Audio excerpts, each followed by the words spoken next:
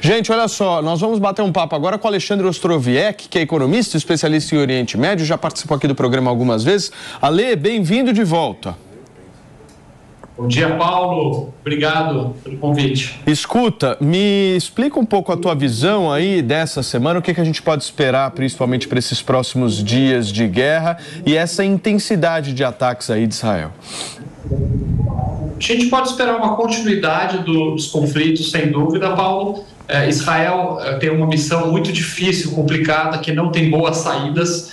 Se Israel se retirar e fizer um cessar-fogo, ele vai permanecer com o Hamas e 200 de reféns de civis da sua fronteira, do seu lado. Isso é intolerável. E se continuar a incursão, certamente é uma guerra, vai morrer gente do lado de Israel, vai morrer gente do lado palestino também. Porém, eu acredito que não tem outra solução. A guerra terrestre, a invasão de Gaza, cuidando o máximo possível dos civis, tentando direcionar eles para outra região, limpando uma certa região para poder acabar com os terroristas do Hamas, depois retornar os civis para essa área, aos poucos, é a única coisa possível nesse momento. Temos que torcer aí para ter o menor impacto possível. Muito se falou da dificuldade de Israel hoje de tentar entrar naqueles túneis do Hamas. São centenas de quilômetros de túneis. Há túneis, inclusive, bem embaixo de hospitais, o que dificulta muito toda essa estratégia por parte de Israel.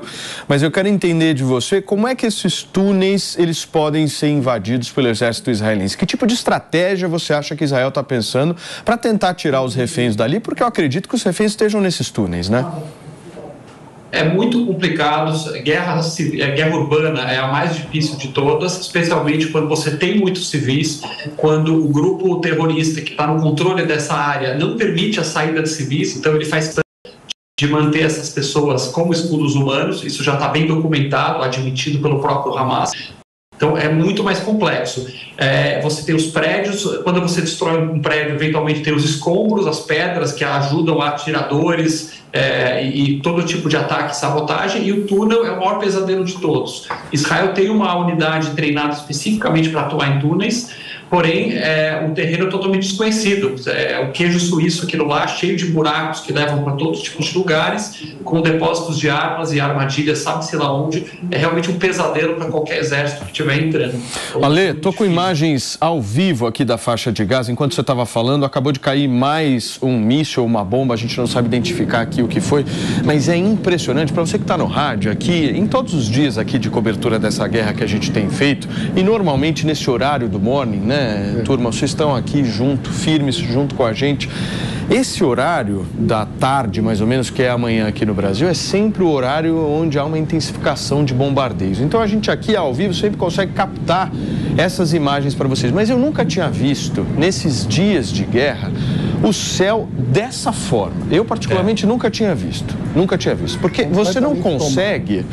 Para você que está no rádio, vou tentar decifrar aqui para vocês o que é essa imagem. Você não consegue ver a faixa de Gaza. Você consegue ver alguns prédios ali no início da imagem, abaixo da imagem, mas depois é fumaça para tudo quanto é lado. Imagens impressionantes que a gente exibe para vocês ao vivo ali da região da faixa de Gaza, que é essa região mais afetada pela quantidade de bombardeios. E nesse momento o exército de Israel está contando, inclusive, com o auxílio de mais 300 soldados americanos que foram liberados pelo Pentágono e devem chegar aí nas próximas horas em Israel. Ou seja, Israel está avançando, Israel está sufocando o grupo terrorista Hamas, e isso é mais do que visível através dessas imagens e dessa quantidade de explosões que a gente vê por ali. E olhando essas imagens, naturalmente a gente faz o seguinte raciocínio: o que vai virar esse lugar depois de tudo isso, né, gente?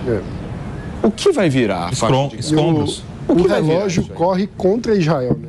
Porque quanto mais o conflito se estender e houver relatos de vítimas civis que acabam sendo um efeito colateral inevitável em qualquer conflito urbano como esse, maior vai ser a pressão internacional contra Israel. Isso aconteceu em outras vezes e fez com que Israel parasse a ofensiva para eliminar o Hamas, né? Então, um elemento nessa equação, como que Israel vai jogar com o tempo para, ao mesmo tempo, tentar preservar a vida dos reféns que continuam com o Hamas, tentar preservar a vida de civis e tentar avançar o mais rápido possível para estrangular militarmente o Hamas. Mas é bom lembrar que o Netanyahu falou que essa guerra vai ser longa.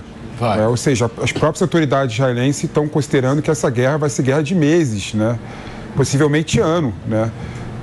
Ou seja, então, infelizmente... A minha dúvida, Pepe, nesse nível de intensidade, é difícil se manter isso por muito tempo, hein? Assim, já tem uma questão que é o seguinte, que o próprio ministro da Defesa de Israel falou, né? Que a primeira fase é bombardeio e incursão terrestre, a segunda fase seria lutar com o Hamas nos bolsões terroristas do Hamas, e a terceira fase seria um novo sistema de segurança na faixa de Gaza.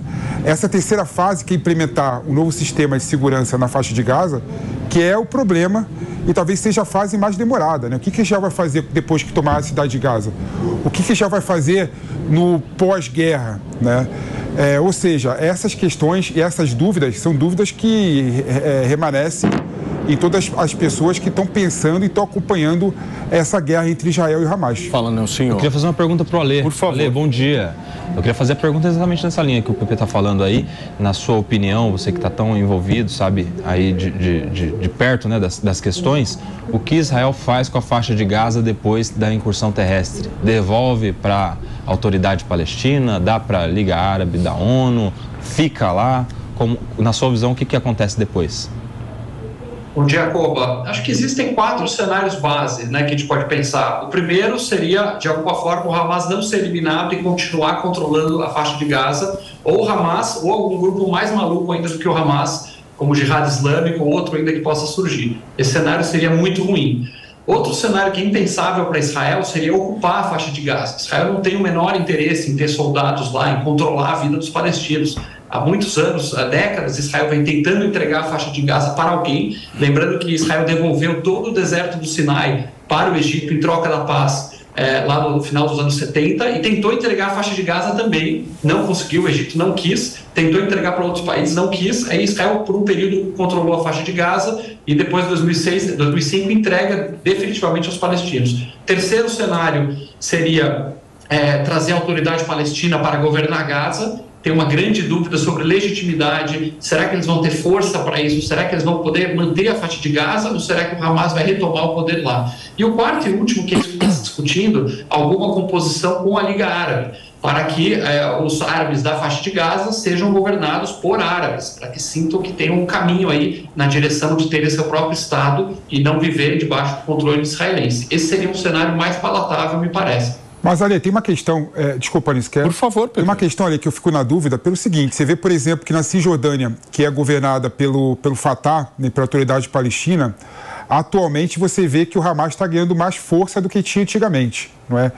Então, a gente pode... O que é ganhar força? As pessoas estão apoiando mais o Hamas agora do que apoiava antes da guerra. A autoridade palestina nunca foi tão enfraquecida como está nesse momento dentro da Cisjordânia, né? O que seja um problema. A guerra, na verdade, o resultado da guerra foi fortalecer os grupos extremistas dentro da Palestina. Então, considerando esse ponto, eu acho difícil Israel entregar o poder da faixa de Gaza para a autoridade palestina. E aí a questão da Liga Árabe tem uma outra questão que é muito heterogêneo. Assim, os países árabes são muito heterogêneos, né?